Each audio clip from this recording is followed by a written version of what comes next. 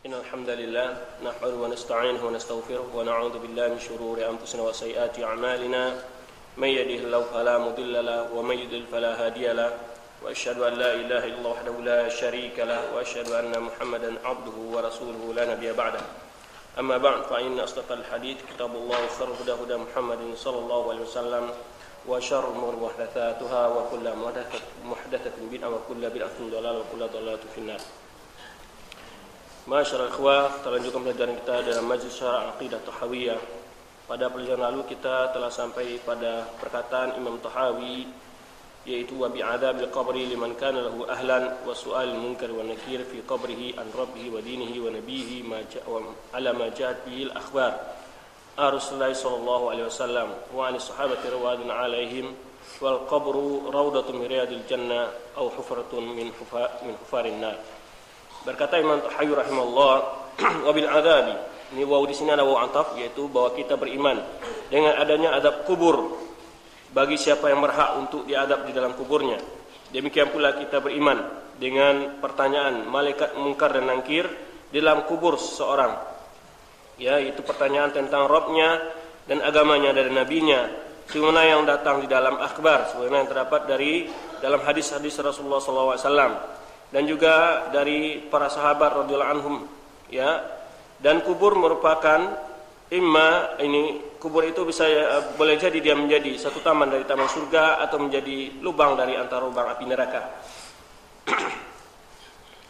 Kemarin telah kita sebutkan mujmal dari i'tiqad Ahlussunnah wal Jamaah tentang beriman dengan adab kubur, bahwa adab kubur adalah, ini dalam perkara adab kuburnya ada dua, yaitu al-iman bi fitnatil kubur wal iman bi adabil qabri wa na'imih. Ini beriman dengan fitnatul kubur, yang maksud dengan fitnah di sini adalah pertanyaan malaikat mungkar dan nangkir. Ya, yang maksud dengan adab kubur, di sini berbeda pendapat para ulama. Ada yang mengatakan fitnatul kubur apakah umum untuk seluruh umat atau hanya umat ini saja. Yang dimaksud fitnatul kubur adalah pertanyaan malaikat mungkar dan nangkir. Adapun adab kubur jelas adalah untuk seluruh umat, tidak terkecuali umat. Semua umat manusia, ini masuk umat-umat yang berlalu, orang kafir, mukminnya termasuk adalah diadab dalam kubur. Berdasarkan ayat dan juga hadis Rasulullah SAW ketika beliau, dan ayat itu hadis ayat yang menyebutkan an-naru yu'raduna 'alaiha ghuduwan wa 'ashiyyan wa yaumal qiyamati adkhilu ala fir'aun asyadal 'adzab. Yaitu bahwa api neraka itu diperlihatkan kepada Firaun pagi dan sore, dan pada hari kiamat keluarga Firaun atau pengikut Firaun tersebut akan dimasukkan ke dalam adab yang lebih berat, asyadul adab, adab yang lebih berat. Jadi penglihatan adab neraka kepada Firaun dan pengikutnya ini adalah pada alam kubur. Kemudian juga hadis Rasulullah ketika beliau marra bi hitan min hitan Madinah, melewati pada suatu perkuburan, dan beliau melewati adalah dua orang yang diadab dalam kuburnya. Itu di kuburan, ada yang sahabat menyebutkan antara kuburan jahiliyah yang sudah lama. Ini keumuman azab kubur, bahwa azab kubur semua umat diazab dalam kuburnya. Yang ikhtilaf ulama adalah fitnatul kubur, yaitu pertanyaan malaikat mungkar dan nakir tentang man rabbuka wa ma dinuka wa man nabiyyuk. Ini yang ikhtilaf ulama. Ada mengatakan ini adalah khususan umat saja, umat Islam, yaitu umat Nabi Muhammad SAW.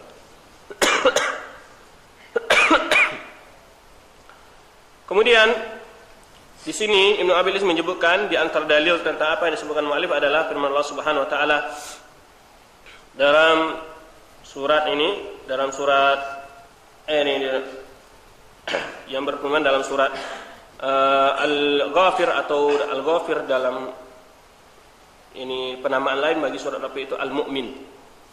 Surat Al-Mu'min. Ini kalau Ghafir antum cari dalam cetakan bahasa Indonesia itu kan enggak ada, ataupun yang masyhur dalam cetakan Al-Qur'an enggak ketemu oleh antum surat Ghafir. Ada surat Al-Mu'min.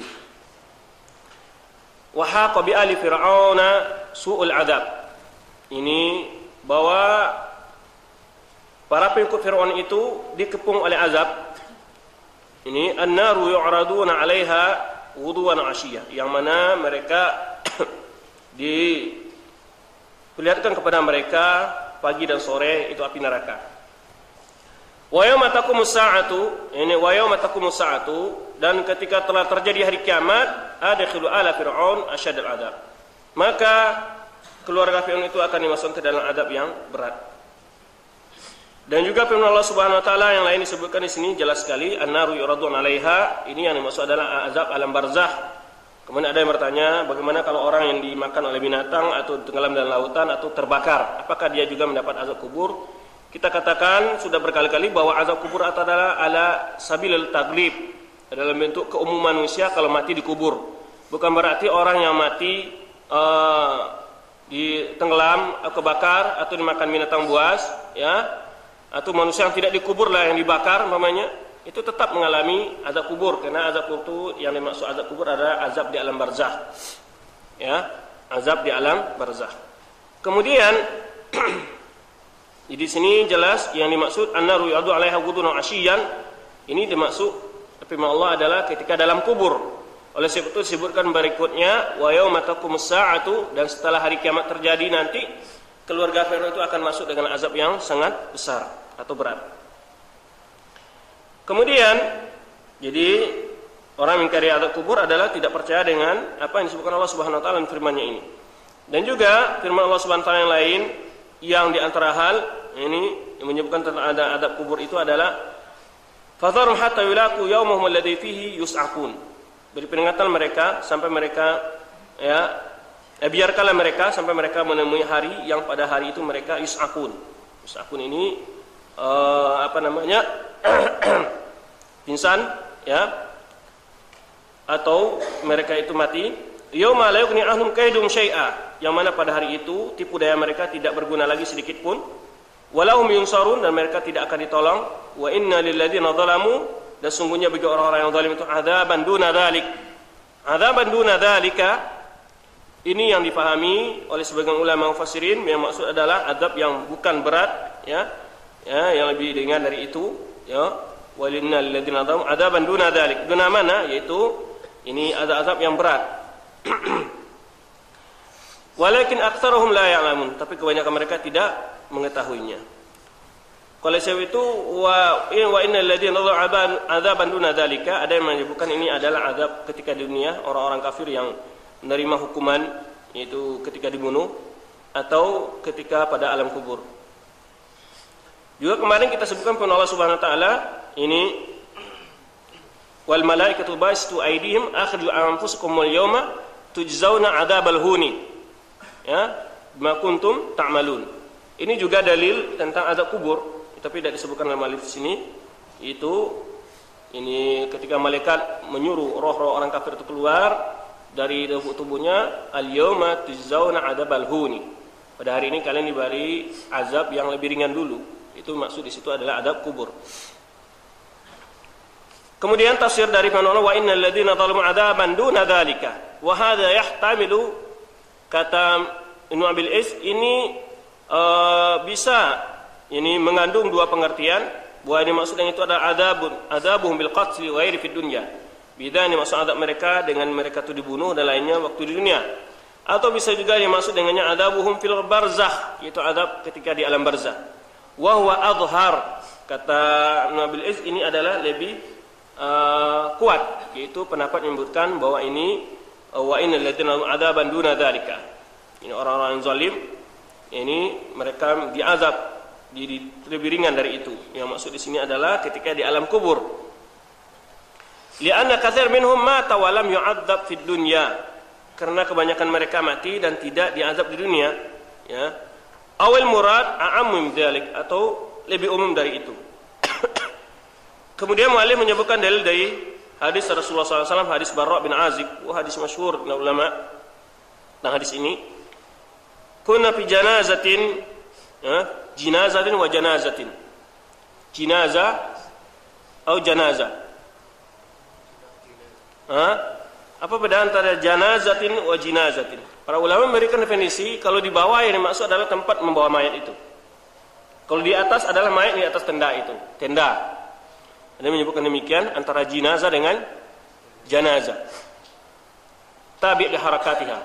Kalau di atas yang maksud adalah mayat di atas tenda itu, kalau di bawah maksudnya tempat mayat itu. fi Baqi'il Gharqad, yaitu ketika kami menguburkan mayat di Baqi' Gharqad. Kenapa disebut Baqi' Gharqad? Karena di situ banyak pohon gharqad. Pohon gharqad ini adalah pohon yang nanti akan membela kaum mukminin di waktu akhir zaman. Iya, gharqad.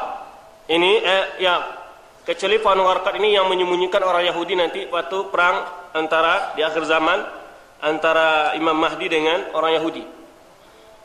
Itu oleh sebab itu sekarang pohon gharqad ini menurut informasi, saya juga nggak pernah lihat ya, terus terang saja, orang-orang Yahudi banyak menanam pohon ini sekarang di Palestina, karena mereka yakin dengan sabda Rasulullah SAW itu, bahwa pohon ini akan melindungi mereka. Ya, tapi wa yamkuru wallahu khairul makirin.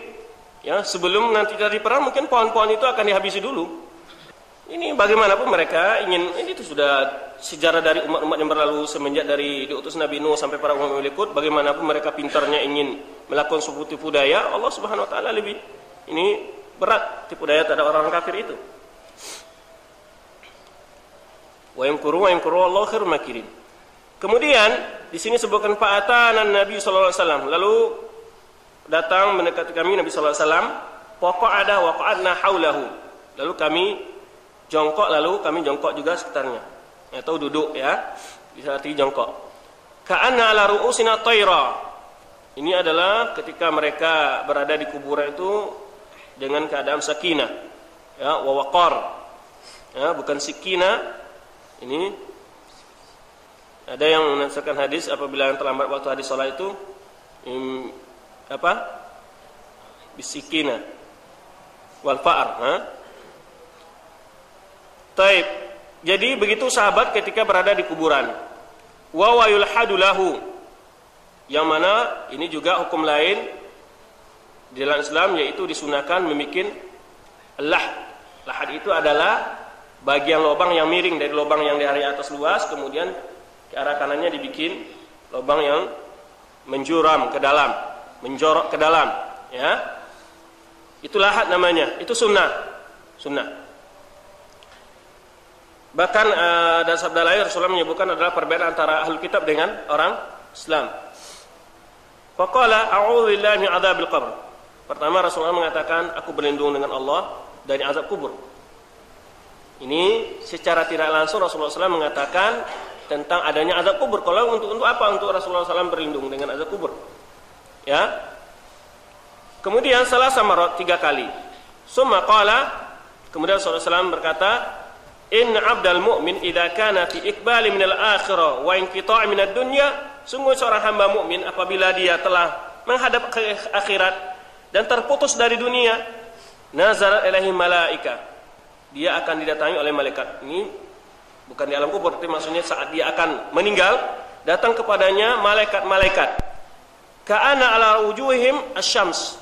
Jadi bagaikan wajah malaikat itu bagaikan sirannya matahari. Ya. Ma'am kafanun min akfamil jannah. Ini menggambarkan tentang malaikat yang datang dengan wajah yang begitu terang, yang begitu bersih. Bersama mereka ada kafan dari kafan jannah, kain dari jannah. Wahanutun min hunutil jannah, minyak harum, minyak wangi dari minyak wangi surga. Fajalasu minhum maddal basar. Maka malaikat tadi itu yang membawa kafan, yang membawa apa tadi? Minyak kasturi ini duduk agak jauh dari mayat itu. Tsumma yaji'u malakul maut. Ini yang kemarin ada pembahasan tentang malakul maut, ada tafsir, ada 2 ayat kan? 3 ayat yang disebutkan oleh muallif, kemudian mengumpulkan keduanya. Ada ayat kembali kepada malaikat, ada disebutkan malakul maut, ya tawafful malaikatul maut, ya. Tawaffu rusuluna. Itu kan kemarin ada pembahasan pada pelajaran yang lalu. Ini yang dimaksud. Itu malaikat-malaikat datang membantu malaikat maut dalam proses kematian orang ini. Nah, lalu datang malaikat maut, berarti malaikat yang